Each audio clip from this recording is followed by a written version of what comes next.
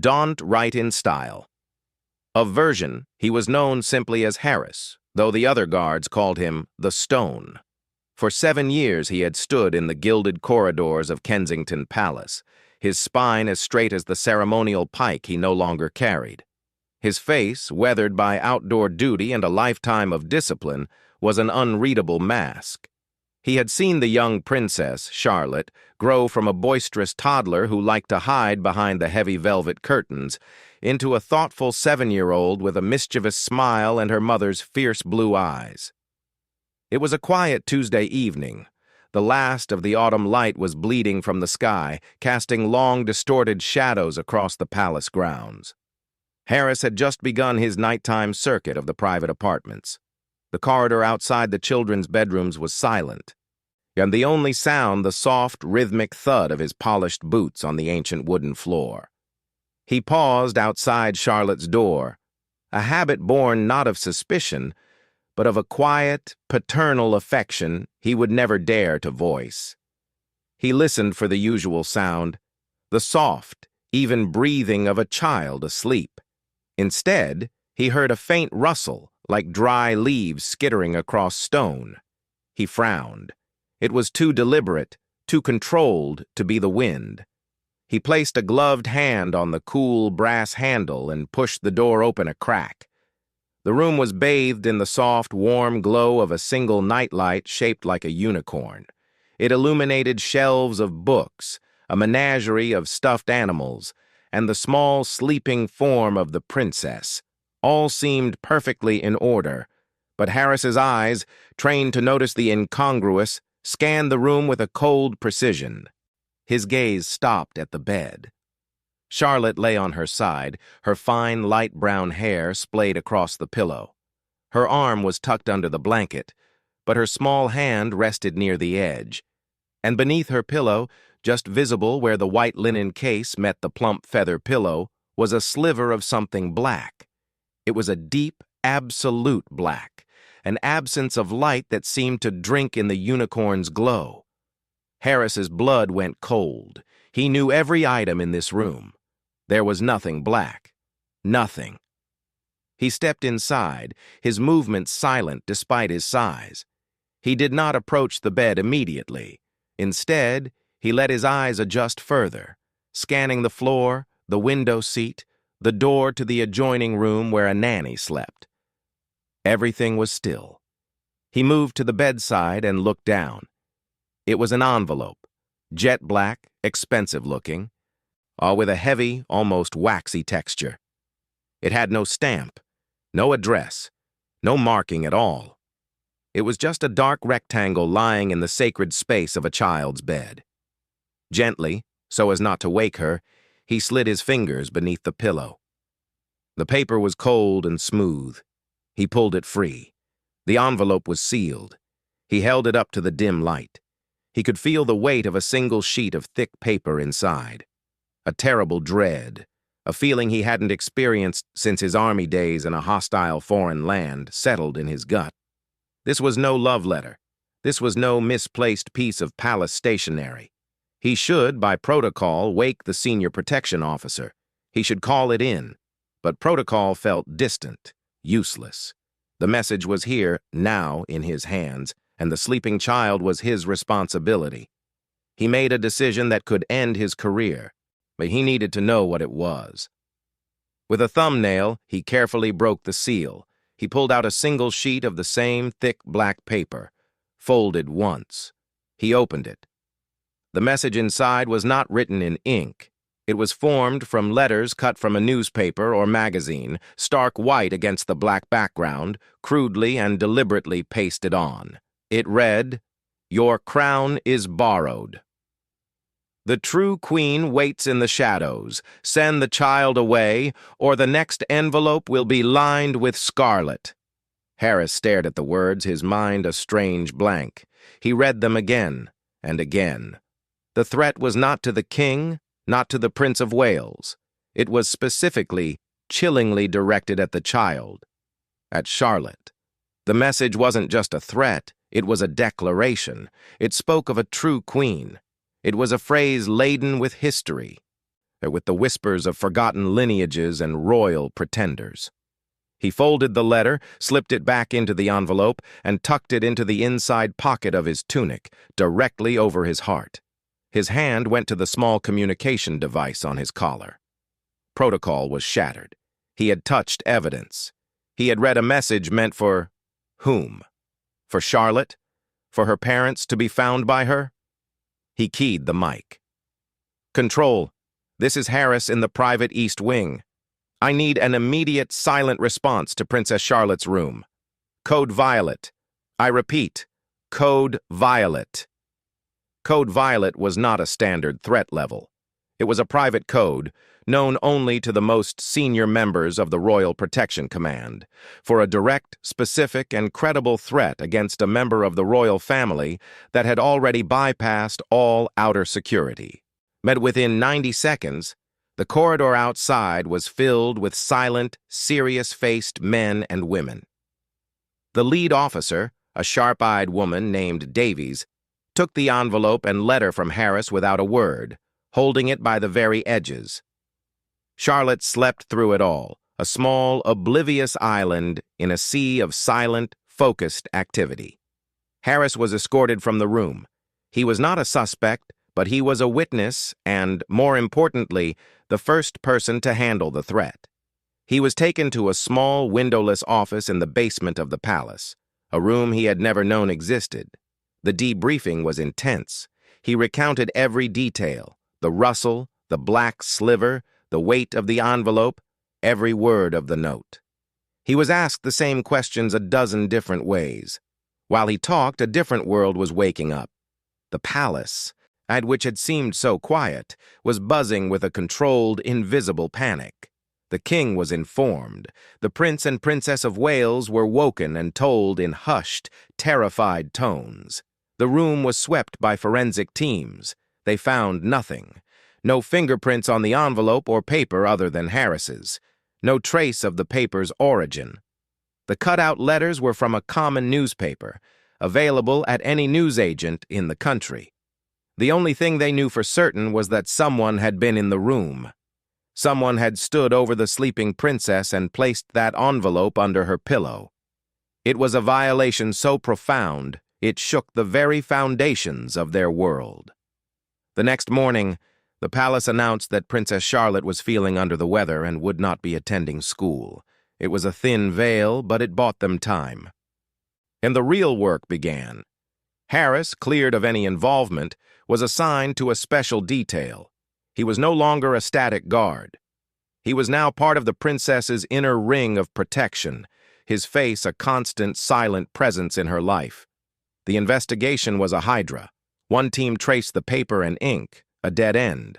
Another team delved into the world of royal obsessives, the true royalists, who clung to outdated claims and conspiracy theories. The phrase, "true queen," was the key. It led them down a rabbit hole of Jacobite history, of descendants of King James II, of obscure societies that still toasted the king over the water. They interviewed historians, genealogists, and the leaders of these harmless, anachronistic clubs. All of them were bewildered and horrified. Theirs was a world of romantic nostalgia, not of threatening children. But one thread was pulled that led somewhere else. A name surfaced from the digital archives of a fervent online forum, the Stuart Watch. The forum was a gathering place for a handful of people who believed the current royal family were usurpers. Among the usual maddening chatter, a single user, using the handle Veritas Umbra, Truth Shadow, had posted increasingly agitated messages over the past 6 months. The posts were cryptic, filled with metaphors about cleansing the throne and the lion's cub being the key. The last post, dated 3 days before the envelope was found, was a single chilling line. The message will be delivered where she rests her head. The digital footprint of Veritas Umbra was almost non-existent. They used encrypted browsers and anonymous email accounts, but they had made one mistake. In an early, a less cautious post, they had mentioned a specific book, an obscure Victorian text on royal genealogy titled The Serpent and the Crown, a book that was not available online, a book you would have to find in a specialist library or a very old private collection. A team of officers, working with a librarian from the British Library, began the painstaking task of tracking down every known copy of The Serpent and the Crown in the country. There were only 12 registered copies in public and university libraries. They cross-referenced borrowing records, interlibrary loan requests, and visitor logs. Nothing. Then they turned to private collections. They discreetly contacted antiquarian book dealers. A dealer in Bath mentioned a sale from 6 months prior. A man, polite and unremarkable, had purchased a first edition of the book, and he had paid in cash and given a name: Dr. Alastair Finch. The name was common enough, but the address he provided was for a temporary mail forwarding service in London, a business that had since closed down. It was a tiny, fragile lead, but it was a lead. They had a name. They had a face, captured on the book dealer's grainy security camera. A man in his late 50s with thinning gray hair, spectacles, and a carefully trimmed beard. He looked like a university professor, a man of learning. They circulated the image. Meanwhile, life for the royal family continued under a suffocating blanket of security. Charlotte was never alone. She was walked to school by 4 protection officers. Her classroom was watched. Her playdates were vetted. The playful innocence of her life had been stolen. Harris was always there, a few paces behind. Charlotte, who was naturally perceptive, began to notice him more. She saw him not as a guard, but as a silent, kind man who was always nearby. One day, as she was leaving school, she slipped her small hand into his large, gloved one. It was an instinctive gesture of trust. For Harris, it was a moment that solidified his resolve. He would find this man. Weeks passed. The investigation seemed to stall. Dr. Alastair Finch was a ghost. The name was an alias. The face in the photograph yielded nothing in police databases. The threat, while terrifying, had not been repeated. The world began to move on, to assume it was a sick prank by a disturbed individual who had now gone to ground. But Harris knew.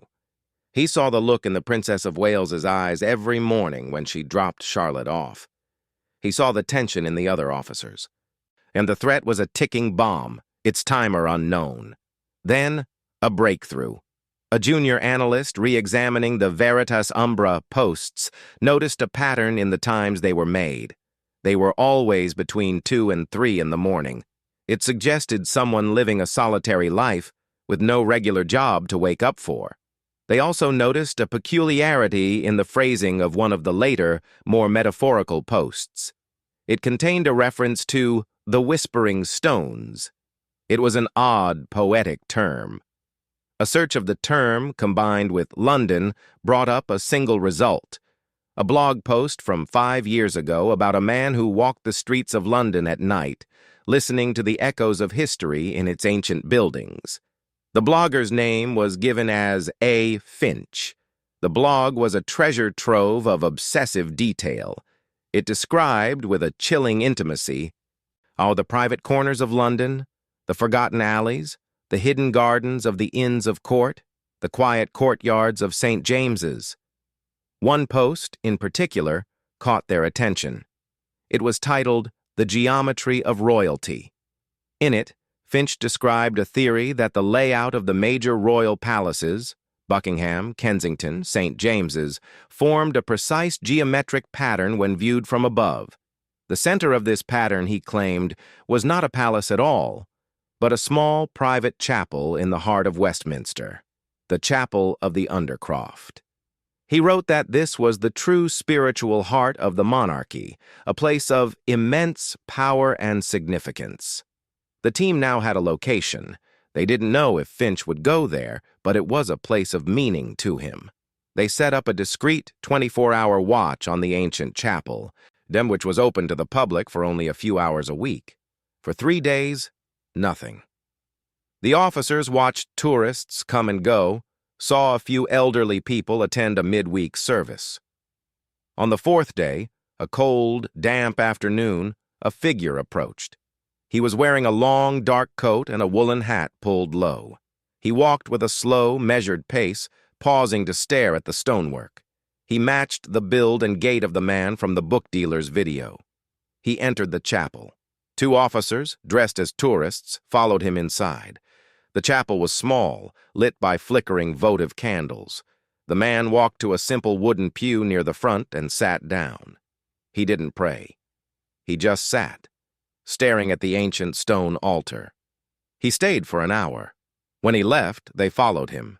He led them on a meandering walk through the back streets of Westminster, finally entering a rundown apartment building near Victoria Station. They had him. The apartment was put under surveillance. A search warrant was obtained. They learned his real name was not Finch, but Malcolm Cross. He was a former history lecturer from a small university in the north of England, dismissed a decade ago for making increasingly erratic and obsessive claims about the royal family to his students. He had no family, no friends. He lived alone on a small inheritance. The night they moved in, Harris was there, standing in the shadows across the street. He watched the officers enter the building. There was no struggle. Minutes later, they emerged, escorting a handcuffed Malcolm Cross. He looked frail, confused, his eyes blinking rapidly in the streetlight. In his apartment, they found a shrine, not to a person, but to an idea. The walls were covered with maps, genealogical charts, and photographs of the royal family, with Charlotte's image at the center, circled in red. They found more black envelopes, more sheets of black paper, and a collection of newspapers from which letters had been carefully cut. In the ensuing interrogation, Cross laid out his delusion in meticulous, terrifying detail. He was not a political revolutionary. He was a man who had lost himself in history. He had become obsessed with the Jacobite line, believing with every fiber of his being that the current royal family were illegal occupants of the throne. The true queen, in his mind, was a distant, obscure descendant living a quiet life in Canada. A woman who had no idea of her supposed heritage and was horrified when later contacted by authorities. Big Cross believed that by threatening the usurper's child, he could force the family to abdicate, to return the crown to its rightful line. He saw himself not as a criminal, but as a righteous historical actor, a catalyst for a peaceful restoration. He had no plans to harm Charlotte, he claimed. The scarlet in the letter was just a metaphor, a warning of the bloodshed that would follow if they didn't heed his words. He had gained access to the palace by simply waiting for a delivery truck to enter the service gate and walking in behind it, dressed in a high-visibility jacket he'd bought at a hardware store. The palace's security, so focused on sophisticated threats, had been breached by a man in a fake uniform. The case was closed. Malcolm Cross was charged with threats to kill and harassment, and was later detained under the Mental Health Act, sent to a secure psychiatric hospital. The story was kept from the press, the details buried in classified files. The jet-black envelope became a legend whispered among the palace staff, a story of how close they had come to disaster. For the royal family, life slowly returned to a new kind of normal. The security was permanent now, but less obvious. Charlotte grew, oblivious to the nightmare that had once lain beneath her pillow. As for Harris, he was offered a promotion, a desk job away from the front lines. He refused. He stayed on the detail. He was there when Charlotte learned to ride her pony. He was there when she fell over in the palace gardens and scraped her knee, his large, steady hand helping her up. He became more than a guard. He became a fixture, a silent, a reassuring presence in the corner of her life. And sometimes, late at night, when he did his rounds, he would pause outside her door. He would listen for the sound of her breathing, a sound that, for him, had come to represent not just a child's peace, but the quiet triumph of duty over the shadows. He never forgot the chill of that black envelope, the weight of it against his heart. It was a reminder that the greatest threats often come not from the obvious enemy, but from the quiet obsession that festers in the dark, waiting for a moment to strike at the most innocent of lights.